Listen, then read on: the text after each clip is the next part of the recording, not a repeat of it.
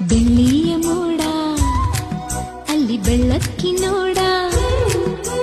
ತಂಗಾಳಿ ಹಾಡ ಕೇಳೋ ಕಾವೇರಿ ನೋಡ ಮೂಡಣ ಮನೆಯಿಂದ ಬಾನಂಚಿನವರೆಗೂ